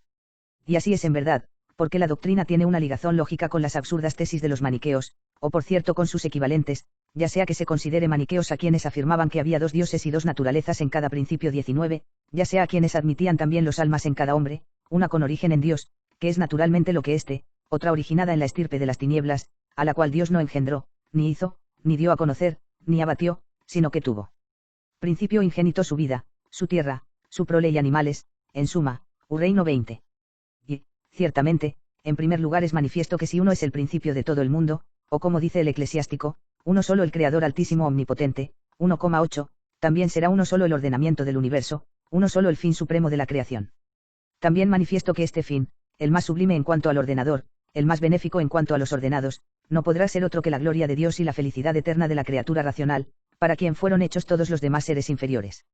Manifiesto finalmente, que a este mismo fin deberá subordinarse todo fin inferior, siendo por lo menos verdad que los bienes secundarios tienen el carácter de medios respecto de los bienes primarios, y que es necesario que los medios se contengan bajo el fin. De esto brotará ya una consecuencia de evidencia ineluctable, a saber, el mismo estado político debe estar contenido bajo aquel único orden del único fin supremo, del cual no le es más lícito prescindir. 18 Oye hablar a un liberal moderado, ya no más alianza entre la Iglesia y el Estado, que la Iglesia no tenga más nada en común con los gobiernos, que los gobiernos no tengan más nada en común con las religiones, que no se mezclen más en esos asuntos. El particular profesa a su manera el culto que ha elegido según su gusto, como miembro del Estado, no tiene culto propio. El Estado reconoce todos los cultos, les asegura a todos igual protección, les garantiza igual libertad, tal es el régimen de la tolerancia, y nos conviene proclamarlo bueno, excelente, saludable, mantenerlo a todo precio, ampliarlo constantemente. Se puede decir que este régimen es de derecho divino, Dios mismo lo estableció creando al hombre libre, lo practica haciendo brillar su sol sobre los buenos y sobre los malos. Con respecto a quienes desconocen la verdad, Dios tendrá su día de justicia, a la que el hombre no tiene el derecho de adelantarse. Cada iglesia, libre en el Estado libre, incorporará a sus prosélitos, dirigirá a sus fieles, excomulgará a sus disidentes, el Estado no tendrá en cuenta ninguna de estas cosas, no excomulgará a nadie y no será nunca excomulgado. La ley civil no reconocerá ninguna inmunidad eclesiástica, ninguna prohibición religiosa, ningún vínculo religioso, el templo pagará el impuesto por puertas y ventanas, el estudiante de teología hará el servicio militar, el obispo será miembro de un jurado y guardia nacional, el sacerdote le casará si quiere, se divorciará si quiere, se volverá a casar si quiere. Por otro lado, no más incapacidades y prohibiciones civiles que inmunidades de otro tipo. Toda religión predicará, imprimirá, hará procesiones, repicará las campanas, anatematizará, enterrará conforme a su fantasía, y los ministros del culto serán todo lo que puede ser un ciudadano. Nada impedirá, por parte del Estado, que un obispo mande su compañía de guardias nacionales, tenga un comercio, haga negocios, tampoco nada impedirá que su iglesia, o el concilio, o el papa puedan deponerlo. El Estado no conoce sino hechos del orden público. Louis V. EUILLOT, L. Ilusión Liberale, Cap 1, edición argentina, edit. Nuevo Orden, Buenos Aires, 1965. pp 16 a 17. N. del T. 19 San Agustín, en De Moribus Ecclesiae, libro I, cap 10. 20 San Agustín, en De Vera Religio Uni, cap 9. De lo que le sería lícito, por ejemplo, al constructor prescindir del fin del arquitecto, para quien debe preparar los materiales y disponerlos para edificar la casa. Pero digo consecuencia de evidencia ineluctable, para que de ese modo no haya medio de evadirse sino negando la premisa mayor, de la cual procede. Porque todo el que pone al fin de la ciudad terrenal y al fin de la religión como totalmente diversos entre sí, y en consecuencia, totalmente diversas o separadas las potestades que gobiernan el desenvolvimiento de cada una de ellas, en el mismo momento está negando implícitamente la unidad del primer principio, afirma que uno es el creador de las cosas espirituales, pero otro el de las temporales, uno el Dios por el cual se ordena el hombre a la vida civil, y otro por el cual se ordena para la vida religiosa. Por consiguiente, como un maniqueo, concibe que hay dos principios, y si acaso en algo disiente de un maniqueo, solo en que imagina algo todavía peor. Porque al autor de las cosas temporales a quien el maniqueo consideraba como Dios malo, fácilmente lo tendrá por Dios de la luz y del progreso, pero a aquel otro, al cual, en cuanto autor de las cosas espirituales, el maniqueo lo llamaba Dios bueno, lo llamará Dios de las tinieblas y del oscurantismo. Por cierto, es habitual entre quienes suelen hacer argumentos históricos contra la historia, filosóficos contra la filosofía y escriturísticos contra la escritura, es habitual, digo, apelar a aquella sentencia evangélica por la cual se nos ordena devolver al César lo que es del César y a Dios lo que es de Dios. Ahora bien, el verdadero sentido según el cual se contradistingue en el Evangelio lo que es del César de lo que es de Dios, no es todavía el momento de examinarlo, esto queda para ser tratado en la cuestión siguiente. Pero entre tanto sea lícito preguntar solo una cosa, si César es considerado criatura de Dios, o no. Si es criatura de Dios, como pregunto independiente de Dios, con el derecho de ordenar sus cosas sin ninguna referencia a Dios, a la ley de Dios y a la religión instituida por Dios. Pero si no es criatura de Dios, por lo tanto, tú mismo lo confiesas, se afirma que hay otro Dios de las cosas temporales, opuesto al creador de las espirituales, y se supone que hay realmente dos principios como los maniqueos. Pero no solo dos primeros principios, sino también dos almas en cada hombre será necesario admitir, y todavía con mucho mayor razón que la que motivó a los maniqueos a inclinarse hacia este nuevo dualismo. Los maniqueos, habiendo advertido dos voluntades en la deliberación, concluían que había dos naturalezas de dos mentes, una buena, otra mala. Sin embargo, no las ponían siguiendo concomitantemente sus caminos, sino peleando de tal modo entre sí, que al prevalecer una, la otra se veía obligada a cesar de obrar, lo que de este modo no repugnaba absolutamente a la posible reducción, en una sola alma, que se inclina alternadamente, ya hacia el bien, ya hacia el mal, hasta el momento en que, por la victoria de una tendencia sobre la otra, comience finalmente a afirmarse en uno solo de los extremos toda una sola voluntad, que anteriormente se distendía parcialmente en las voluntades opuestas. Pero ahora, el liberalismo moderado, separando el orden civil del orden religioso, separa al ciudadano del cristiano, al filósofo del creyente, al hombre público del privado, al político del fiel. Lo separa, digo, no como están separados los beligerantes, de los cuales uno quiere suprimir al otro, sino como se separan los colaterales, cada uno de los cuales sigue su camino y al mismo tiempo con el otro cumple regularmente su deber, por mucho que ambos sean movidos por motores separados hacia cosas diversas y contrarias.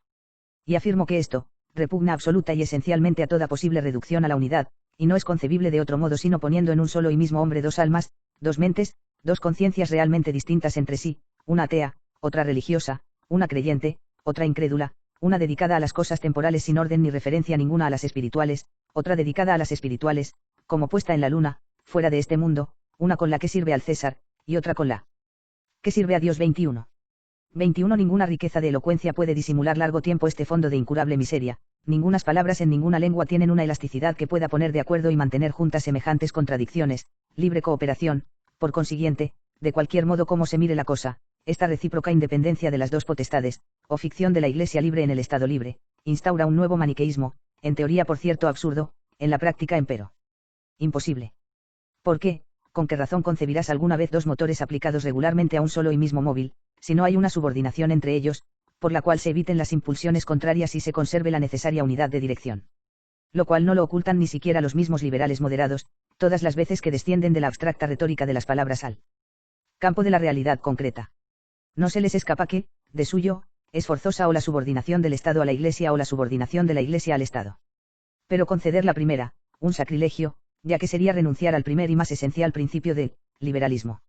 De donde, obligados por la necesidad, y carentes de vigor para sostenerse en aquel aparente equilibrio de recíproca independencia, reinciden en el liberalismo absoluto y colocan a la Iglesia bajo la mano y potestad del Estado, todas las veces que, a juicio del mismo Estado, la razón del fin político y del interés temporal parecerá exigirlo. 22. Les pasa a estos lo que les suele acaecer a quienes, reteniendo la raíz de un error, buscan moderarlo, para proporcionar al error una mejor apariencia. Quienes no solo no obtienen ningún resultado, sino que, cojeando por las dos partes, caen con deshonor e inelegancia en la fosa que querían evitar. Pero esta misma deformidad de la cojera es la que aparecerá con mayor claridad aún en la tercera forma de liberalismo, de la cual nos falta ahora hablar en último lugar. Tesis tercera. Que el liberalismo llamado de los católicos liberales rehúye toda clasificación y tiene una sola nota distintiva y característica, que es la nota de una perfecta y absoluta incoherencia. 23. La verdad de la aserción puede deducirse incluso de la sola consideración de los términos que están unidos en esa denominación, católico liberal. Pues en efecto, católico es aquel que confiesa lo que enseña la fe cristiana, y en primer término, las verdades fundamentales contenidas en el catecismo. El hombre fue creado con el fin de alabar al Señor Dios suyo, reverenciarlo y servirlo según el modo conforme al beneplácito de su voluntad, y de ese modo salvar finalmente su alma. Pero las restantes cosas que se hallan sobre la faz de la tierra fueron creadas por causa del hombre mismo, para que le ayuden a conseguir el fin de su creación. Por consiguiente, el mismo hombre debe usarlas tanto, o abstenerse de ellas tanto, cuanto contribuyan o obsten a la obtención del fin, sobre todo porque la verdad misma lo atestigua. Nada le aprovecha ganar todo el mundo, pero sufrir detrimento en su alma, antes bien, le aprovecha mucho más entrar paralítico o cojo o tuerto en la vida. Independencia recíproca de los dos poderes, etc. ¿Qué significan estas sonoridades? Que sacar prácticamente de la libre cooperación del alma y del cuerpo, de la independencia recíproca de la materia y del espíritu. Louis B. Villot, L. Illusion Liberale, Cap 24. Ed Argentina, Editorial Nuevo Orden, BSAs, 1965, p. 53. N. del T. 22. Es necesario que haya un poder superior que tenga derecho a disipar todas las dudas y a superar todas las dificultades. A este poder le es dado pesar todos los intereses, de él depende el orden público y general, a él solo le compete tomar el nombre de poder en sentido propio. La sociedad religiosa ha debido reconocer en la sociedad civil, más antigua, más poderosa, y de la cual venía a ser parte, la autoridad necesaria para asegurar la unión, y el soberano ha quedado dueño de hacer prevalecer el interés del Estado en todos los puntos de disciplina en los que se encuentra mezclado. Portalis, Discoursed Travaux Inédits. No podrían admitirse dos poderes absolutamente iguales, cuya competencia produciría una especie de maniqueísmo político, y no terminaría sino en peligrosas luchas o en una negación sin salida. Dapan, Rapport sur les Travaux Inédits de Portalis. Sobre Dapan, CFR. El irónico comentario de Louis B. Villot, en La Ilusión Liberal, Cap 35, ed. CIAT, p. 76, y la nota 7 de François B. Villot en la página 87. N. del T. 23. CFR. Liberatory, en la Iglesia y el Estado, Cap. Y, Art 1, párrafo 4. Eterna, que con 2 manos y 2 pies y 2 ojos ir a la gehenna, al fuego inextinguible, donde el gusano de ellos no muere y el fuego no se extingue. Por consiguiente, es falsa, es perniciosa, es letífera, y debe detestarse al máximo la prosperidad de la presente vida, que se obtiene con la pérdida, de la salvación del alma. Toda esta misma vida presente debe ser ordenada en relación a la futura, todas las cosas temporales deben subordinarse a las eternas, y sobre todo es necesario que la ordenación del poder que preside lo temporal esté bajo la dirección del poder superior, a quien creemos le fue encomendada por Dios mismo la procuración del fin eterno, con la promesa de perpetua asistencia. No son todos estos los principios de cualquier católico, cuya profesión de fe no sea por entero una mentira. Toma ahora la profesión del liberal. Liberal, por cierto, según hablamos ahora de los liberales, es aquel que confiesa, y celebra, y aprueba, y promueve los inmortales como los llaman principios del año 1789. Por lo tanto, hay que ver estos principios que contienen. Ahora bien, estos principios una vez separado lo que no tienen de propio, sino que conservan lo heredado del antiguo y común tesoro del derecho natural y de la equidad, porque esto no está en cuestión. 24. Estos principios, digo, reducidos al mínimo y comprendidos del mejor modo posible, proclaman la independencia de las cosas humanas de las divinas, la subtracción del ordenamiento civil a la ley religiosa, la desarticulación del régimen de lo temporal del régimen que tiende hacia el fin último y supremo, finalmente, para decirlo en una palabra, la traslación de la órbita de la ciudad terrenal a aquella esfera reservada, en la cual ya cesa el dominio de Dios, cesa la obligación de conocerlo y de rendirle culto, cesa el ordenamiento del hombre a la vida eterna, y solo se abre el ojo que mira a la vida presente, habiendo cerrado el otro que enseña el camino a la futura. Esto es lo que contienen los inmortales principios, y ello según su más benigna interpretación, pues en el sentido de los padres de la revolución, que por otra parte es el único concordante con la lógica de los hechos, significan también la absoluta y perfecta secularización, es decir, la expulsión del principio teocrático del mundo, y la ruptura definitiva de toda la sociedad humana con la Iglesia, con Jesucristo, con Dios, e incluso con la idea de Dios y su último vestigio. 25. 24. Nada más laborioso y más infructuoso que un viaje a la búsqueda de los principios del 89. Encuéntranse en el gran número de profundos matorrales, de banalidades, de frases vacías. El señor Cassan, habiendo emprendido revelar esos misterios que llevan el nombre temido y bendito de principios de la Revolución Francesa, los reduce a 3, la soberanía nacional, la emancipación del individuo, o la justicia, la disminución progresiva de la ignorancia, de la miseria y del vicio, o la caridad civil. Tocqueville no contradice a Cassan, solamente demuestra sin esfuerzo que 1789 no inventó ni eso ni nada de lo que se puede aún colocar como bueno y aceptable bajo el nombre del 89. Todo existía mejor que en germen en la antigua Constitución francesa, y su desarrollo hubiese sido más general y más sólido, si la revolución no hubiese puesto allí la mano, es decir, el cuchillo. Antes del 89, Francia se creía bien dueña de sí misma, y había por cierto ya algunos vislumbres de la igualdad ante la ley, a causa de la ya larga práctica de la igualdad ante Dios. La caridad manifestaba su existencia por un número bastante grande de establecimientos y de congregaciones caritativas, la instrucción pública era más liberal, más sólida y más ampliamente difundida que hoy, sí. Pues, los principios del 89 son los que dice el señor Cassan, en que les es contraria la fe católica. Católicos liberales y católicos no liberales por igual los han no solo respetado, sino practicado y defendido. Louis B. Villot, L. Illusion Liberale, Cap 33, ed. CIAT, pp 72 a 73. N. del T. 25. Pero ya es tiempo de abrir el arcano del 89, y de denunciar el punto en el cual la fe católica deberá cesar, o de ser liberal, o de ser católica.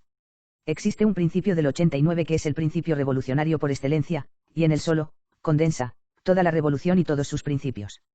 No se es revolucionario sino en el momento en que se lo admite, y no se deja de ser revolucionario sino en el momento en que se lo abjura, en un sentido como en el otro, arrebata con todo, levanta entre los revolucionarios y los católicos un muro de separación a través del cual los píramos católicos liberales y las tisbes revolucionarias no harán pasar nunca sino sus estériles suspiros. Este principio único del 89 es lo que la cortesía revolucionaria de los conservadores de 1830 llama la secularización de la sociedad, es lo que la franqueza revolucionaria del Siècle, de los solidarios y del señor Quinet llama brutalmente la expulsión del principio teocrático, es la ruptura con la Iglesia, con Jesucristo, con Dios, con todo reconocimiento, con toda injerencia y toda apariencia de la idea de Dios en la sociedad humana. Louis B. Villot, L. Illusion Liberale, Cap 34, ed. CIAT, p. 74, N. del T. Pero de todos modos, y aceptando entre tanto la acepción mitigada, quien no ve en ellos tal irreductibilidad a los principios fundamentales del cristianismo, que cualquier tentativa de adaptación se basaría necesariamente en la incoherencia suma. Pues bien, la evaluación a priori se confirma plenamente a posteriori, si se sopesan, una tras otra, las razones de los católicos liberales. En primer lugar, la incoherencia se da cuando distinguen entre los principios abstractos y su aplicación, confesando que, hablando especulativamente, es por cierto verdadera aquella necesaria unión y subordinación que mencionamos, y con la cual ellos, especulativamente hablando, no disienten en absoluto, pero una cosa es el objeto de la especulación, otra empero lo que sucede en el orden concreto de las cosas, donde muchas son completamente discordantes con las condiciones de la teoría. Y así piensan haber satisfecho a la verdad, relegándola a la región de las abstracciones. Pero, dicho sea con su permiso, esos principios que llaman abstractos, conciernen sí o no una materia moral, es decir, determinan de antemano la norma de los actos humanos, y la regla del recto obrar, digo, que en la sociedad humana sea dirigido rectamente como lo exige el fin. Y si en su totalidad son dictámenes prácticos, como es evidente de suyo, como no, ver, la suma incoherencia en quien los admite y al mismo tiempo quiere que no se los ponga en aplicación. Pues de que el orden concreto de las cosas difiera de las condiciones ideales de la teoría, se sigue una sola cosa, nunca se verán realizadas entre nosotros con aquella perfección que presenta la pura especulación. Pero por cierto, con el mismo género de argumento probaría yo que los preceptos de las virtudes deben dejarse al campo de la especulación, porque la condición humana no soporta una rectitud tan elevada. También con el mismo género de argumento demostraría yo que las ciencias matemáticas no pueden ni deben tener ninguna aplicación a las artes, porque el triángulo ideal, exacto, geométrico, no existe en concreto, o porque el efecto experimental contradice siempre el rigor del cálculo. Nuevamente la incoherencia se da en la distinción que hacen entre lo que de iure convendría o sería debido, y lo que de facto es útil a la Iglesia, diciendo, el régimen de unión siempre fue pernicioso de facto a la Iglesia nunca sufrió de facto mayores males que aquellos obispos del fuero externo, príncipes protectores, como lo atestiguan las incesantes luchas con los emperadores bizantinos, con los eísares germánicos, con los reyes de Francia, Inglaterra, España, etc., la Iglesia. Ay, pereció de facto por los apoyos temporales que imprudentemente se procuró, y, por lo tanto, queda un solo remedio de salvación, una sola mansión donde refugiarse, la libertad. La libertad es la que restituirá en la frente augusta de la Iglesia la perdida corona, en la libertad se debe confiar como en una amiga fiel y de la libertad no hay que apartarse por principios a priori, que deben ser arrinconados íntegramente eso sí, con toda reverencia en su región ideal 26. Sobre los solidarios, CFR, L. B. Villot, O.C., nota 6 de François B. Villot, p. 87, Aníbal Arrotger, la masonería en la Argentina y en el mundo, Nuevo Orden, 44ª ed., B.S. As, 1973, p. 1861, Thomas Meillan, Mentiras del Mundo Moderno, Cruz y Fierro Editores, B.S. As, 1976, p. 49. N. del T. 26. La Iglesia perece por los apoyos ilegítimos que ha querido darse. El tiempo ha llegado, ella debe cambiar de máximas, sus hijos deben hacerle sentir la oportunidad de ello. Es menester que renuncie a todo poder coercitivo sobre las conciencias, que niegue ese poder a los gobiernos. No más alianza entre la Iglesia y el Estado, etc., etc. Capelle. Nuestro católico liberal que animaba mucho desarrollando estas maravillas. Sostenía que nada se le podía responder, que la razón y la fe y el espíritu de la época hablaban por su boca. En cuanto al espíritu de la época, nadie lo ponía en duda. En materia de razón y de fe, se le presentaban sin cesar objeciones, pero él alzaba los hombros y no quedaba nunca sin replicar. Es verdad que las afirmaciones enormes y las enormes contradicciones no le costaban nada. Partía siempre CM el mismo pie, gritando que era católico, hijo de la Iglesia, hijo sumiso, pero también, hombre de este siglo, miembro de la humanidad avejentada y madura, y en edad de gobernarse ella misma. A los argumentos sacados de la historia, respondía que la envejecida humanidad es un mundo nuevo, ante el cual la historia ya no prueba nada, lo que no le impedía explotar él mismo el argumento histórico cuando encontraba la ocasión para ello. A las palabras de los santos padres, unas veces les oponía otras palabras, otras veces decía que los santos padres habían hablado para su época, que nosotros debernos pensar y obrar como en la nuestra. Ante los textos de la Escritura, tenía el mismo recurso, o arrancaba textos que parecían contrarios, o fabricaba una glosa para apoyar su sentido, o, en fin, eso era bueno para los judíos y su pequeño estado particular. Tampoco se embarazaba ante las bulas dogmáticas de la curia romana, son, dice, fórmulas disciplinarias hechas para su tiempo, y que hoy ya no tienen razón de ser. La Revolución Francesa ha enterrado así ellos, pero con incoherencia. Porque, en primer lugar, si los principios a priori enuncian un orden instituido y querido por Dios, es imposible que el dejarlos de lado redunde en mayor utilidad de la Iglesia. En segundo lugar, porque los hechos que se aducen prueban que el hombre, por su perversidad, corrompe a menudo lo instituido por Dios, no prueban que por esta causa deba repudiarse o ser dejado de lado el ordenamiento divino. En tercer lugar, porque el argumento histórico peca por enumeración incompleta, refiriendo solo los males acaecidos bajo el régimen de unión, y disimulando y pasando por alto los ingentes bienes de tal modo sobreabundantes que aparece manifiestamente que la protección de los príncipes, aunque algunas veces degeneró en opresión, las más de las veces, sin embargo, sirvió de defensa y poderosísima ayuda a la Iglesia. En cuarto lugar, porque el defecto de la enumeración incompleta se agrava por la falta de comparación con los males que nacen del suyo de la separación, y que son de un inmenso mayor peso, como atestigua la experiencia odierna.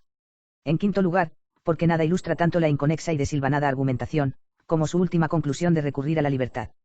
La libertad, por cierto, proclive al mal, propensa a la irreligión, es la causa de todo el mal, y ella misma, la mismísima, es presentada como remedio. Pero con todo, dicen, la unión y subordinación de poderes, por mucho que sean deseables de suyo, son, al menos ahora, imposibles, pues repugnan al espíritu moderno, contra el cual es inútil luchar. Por lo tanto, la prudencia ordena aceptar el nuevo estado de cosas, sea para impedir que caiga siempre en algo. Esas reglas con el mundo sobre el cual pesaban. La coacción está abolida, el hombre es hoy capaz de libertad y ya no quiere otra ley. Este régimen que desconcierta vuestras timideces continuó con un tono sibilino es sin embargo el que salvará a la Iglesia, y el único que puede salvarla. Por lo demás, el género humano se levanta para imponerlo, será necesario pues soportarlo, y eso ya está hecho. Ved si quien quiera sea puede oponer lo que sea a esta fuerza triunfante, si aún se lo quiere, si aún alguien ustedes exceptuados sueña con él. Católicos intolerantes, vosotros erais ya más absolutos que Dios Padre, que ha creado al hombre para la libertad, más cristianos que Dios Hijo, que no ha querido establecer su ley sino por la libertad, heos aquí ahora más católicos que el Papa, pues el Papa consagra, aprobándolas, las constituciones modernas, que están todas inspiradas y llenas del espíritu de libertad. Digo que el Papa, el vicario de Jesucristo aprueba esas constituciones, puesto que os permite prestarles juramento, obedecerles y defenderlas. Ahora bien, la libertad de cultos está allí, el ateísmo de Estado está allí. Es preciso pasar por eso, vosotros pasaréis por allí, no lo dudéis. Entonces, ¿para qué forcejeáis? Vuestra resistencia es vana, vuestros lamentos no solo son insensatos, son funestos. Hacen odiar a la Iglesia y nos traban mucho a nosotros, liberales, vuestros salvadores, haciendo sospechar de nuestra sinceridad. En lugar pues de atraer sobre vosotros una derrota cierta y probablemente terrible, corred hacia la libertad, saludadla, abrazadla, amadla. Ella será una buena y fiel amiga vuestra, y os dará más de lo que vosotros jamás podríais conseguir. La fe se encharca bajo el yugo de la autoridad que la protege, obligada a defenderse, se levantará, el ardor de la polémica le devolverá la vida. ¿Qué no emprenderá la Iglesia cuando podrá emprenderlo todo? ¿Cuánto no tocará el corazón de los pueblos, cuando la verán abandonada de los poderosos del mundo, vivir únicamente de su genio y de sus virtudes? En medio de la confusión de las doctrinas, del desborde de las costumbres, ella aparecerá como la única pura, la única afirmada en el bien. Ella será el último refugio, el baluarte inexpugnable de la moral, de la familia, de la religión, de la libertad. Cap 2. Todo tiene límites, y el aliento de nuestro orador encontró los suyos. Cap 3. El liberal había tomado aliento. Apenas lo hubo hecho, retomó su discurso, y se vio perfectamente que lo que él acababa de escuchar no le había causado ninguna impresión, si es que lo había escuchado. Añadió cantidad de palabras a las que ya había dicho en gran abundancia, nada de nuevo, fue una mezcla más grosera de argumentos históricos contra la historia, de argumentos bíblicos contra la Biblia, de argumentos patrísticos contra la historia, contra la Biblia, contra los padres, y contra el sentido común. Alegó aún el mundo nuevo, la humanidad emancipada, la Iglesia adormecida y pronta a despertar para rejuvenecer sus símbolos. El pasado muerto, el porvenir radiante, la libertad, el amor, la democracia, la humanidad, estaban mezclados allí dentro como los brillantes falsos que las damas distribuyen hoy en día sobre sus cabelleras postizas. Todo eso no pareció ni más claro ni más verdadero que la primera vez. Él se dio cuenta de ello, nos dijo que nosotros nos separábamos del mundo y de la Iglesia viviente, que a su vez sabrían también separarse de nosotros, nos maldijo casi, dejándonos finalmente consternados por su locura. Cap 4. Louis B. Villot, en la Illusion Liberale, ed. CIT, pp 16 a 23. N del T, peor, sea para sacar los mejores frutos aún posibles. Y es a esto a lo que, faltos de otros argumentos, finalmente ellos se aferran. Excepto que, al decir esto, como atinadamente observa Liberatory, caen en una incoherencia peor que la anterior, desviándose totalmente de lo que está en cuestión. En efecto, la cuestión entre nosotros no es saber si, supuesta la contumacia del siglo, convenga soportar con paciencia lo que está bajo nuestro poder, y entre tanto dedicarse con empeño a evitar mayores males y a obtener los bienes que aún son posibles. Sino la cuestión es si conviene aprobar aquella condición social que introduce el liberalismo, celebrar con encomios los principios que son el fundamento de este orden de cosas y promoverlos con la palabra, con la doctrina, con las obras, como lo hacen aquellos que simultáneamente con el nombre de católicos se atribuyen el nombre de liberales. Y estos son, sobre todo, quienes nunca aprovecharán nada, porque cojean de ambos pies, e intentando en vano una manera de conciliación, ni son reconocidos por los hijos de Dios como genuinos, ni recibidos por los hijos de la revolución como sinceros. Vienen por cierto al campamento de estos con la tesera o símbolo de los principios del 89, pero como pronuncian mal el símbolo se les prohíbe la entrada. Se lee en el libro de los jueces, 12,5 a 6, que los galaaditas que luchaban contra los efrateos, habiéndolos vencido, se habían conjurado para que ninguno de los fugitivos de Efraín saliese salvo. 5. Y ocuparon los galaaditas los vados del Jordán, por donde habían de volver los de Efraín. Y cuando llegaba allí alguno de los numerosos fugitivos de Efraín, y decía, os ruego que me permitáis pasar, le decían los galaaditas, ¿no eres tú efrateo? Y contestando él, no lo soy. 6. Le interrogaban, di pues Chibolet, que significa espiga. El cual respondía, Sibolet, no pudiendo pronunciar espiga con las mismas letras. Y aprendiéndolo de inmediato lo degollaban en el mismo paso del Jordán. Y así también sucede en la puerta de ingreso al campamento del liberalismo. A quienes quieren entrar se les dice, di pues Chibolet, que significa secularización de la sociedad. Interesa, empero, si lo pronuncian bien o mal. Ahora bien, los católicos liberales sufren en esto un defecto en la lengua, y no pueden proferir la palabra sacramental como es debido. 27. Por consiguiente, no son admitidos, y no obtienen fruto ni con los hombres ni con Dios, porque verifican en sí aquel dualismo del cual dice la Escritura, Ecli 34,28 a 29-28. Uno edifica y otro destruye, ¿qué provecho sacan sino fatigarse? 29. Uno ora y el otro maldice, a la voz de quien prestará Dios oídos. 27. Juran de buena gana por los principios del 89, dicen incluso los inmortales principios. Es el chibolet que permite la entrada al campamento del gran liberalismo. Es por eso que pronuncian mal el chibolet, y por ello la revolución no les abre. La revolución es más justa para con ellos de lo que son ellos mismos. Ella los olfatea católicos, les hace el honor de no creerles, cuando la quieren convencer de que lo son tampoco, que nadie, fuera de la Iglesia, verá nada, y que representarían muy bien su personaje de ateo en esta forma ideal de gobierno sin culto y sin Dios. Cap 35. Louis B. Villot, La Illusion Liberale, ed. CIT, pp 71 y 76.